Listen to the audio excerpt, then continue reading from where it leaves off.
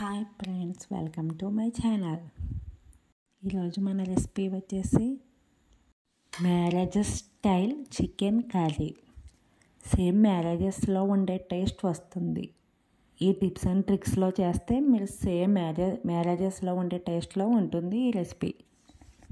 దీనికోసం ముందుగా 1/2 kg చికెన్కి గాను ఒక 4 ఉల్లిపాయలు, ఒక పచ్చిమిరపకాయ పడుతుంది.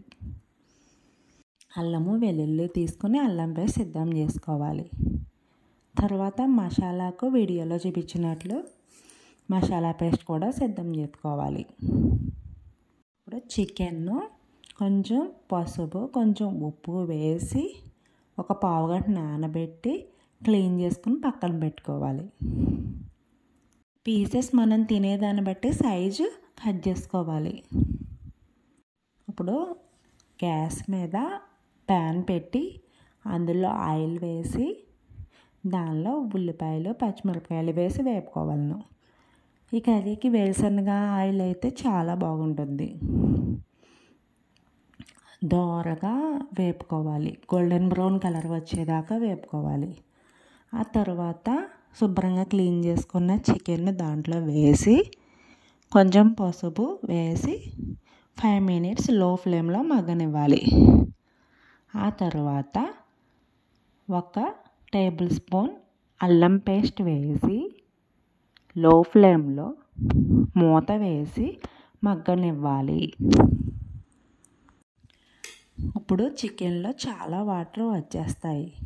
ఇప్పుడు మూత తీసి దానిలో సరిపడా సాల్ట్ వేయండి. కల్లుప్పు అయితే ఇంకా టేస్ట్ చాలా బాగుంటుంది. వేసి మూత వేసి లో టు మీడియం ఫ్లేమ్లో ఉంచి దానిలో ఉన్న వాటర్ అంతా ఎగిరేదాకా మగ్గనివ్వండి. మధ్య మధ్యలో కదపడం మర్చిపోకండి. అలా నీళ్ళన్నీ ఎగిరాక మూత తీసి దానిలో సాల్ట్, కారము వేసి ఒక 1/2 kgకి 4 spoons వరకు కారం పడుతుంది ఈ కర్రీకి. అప్పుడే టేస్ట్ చాలా బాగుంటుంది. మేము ఇంటి దగ్గర పట్టించిన కారం వాడతాము, అది 4 spoons వరకు పడుతుంది. వేసి 1 glass వాటర్ వేయండి. ఈ చికెన్ను మగ్గించుకోవడంలోనే టేస్ట్ అంటే దాగి ఉంటుంది. మీరు హై ఫ్లేమ్ పెట్టేసారా టేస్ట్ రాదు.